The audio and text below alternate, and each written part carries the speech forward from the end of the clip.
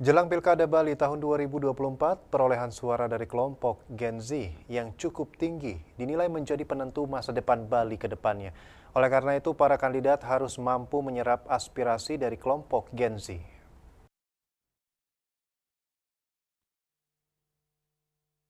Akumulasi suara Gen Z yang mencapai 56% dalam Pilkada Bali mestinya menjadi daya tawar politis bagi calon pemimpin Bali ke depan.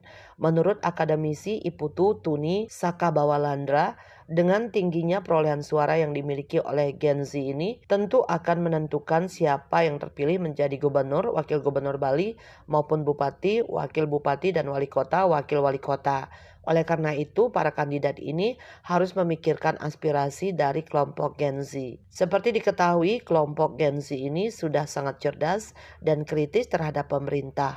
Nah, tentu ya, para kandidat ini harus memikirkan betul aspirasi dari kelompok milenial dan Gen Z ini.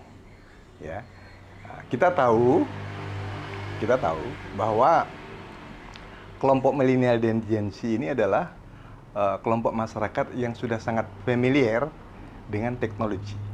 Ya, dia sangat akrab dengan IT. Dan kelompok ini adalah kelompok masyarakat yang sangat cerdas, kelompok yang sangat kritis ya terhadap pemerintahan. Oleh karena itu, siapapun ya yang ingin menjadi pemimpin di Bali harus memperhatikan betul aspirasi daripada generasi milenial dan Gen Z ini. Saya kira begitu.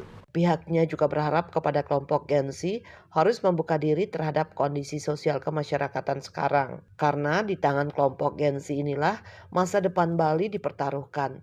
Untuk itu pihaknya mengimbau kepada seluruh kelompok Gen Z di Bali agar tidak golput. Sehingga pemimpin yang terpilih nanti mampu menjaga alam Bali, manusia Bali, tradisi adat, dan budaya Bali. Andika, Bali TV.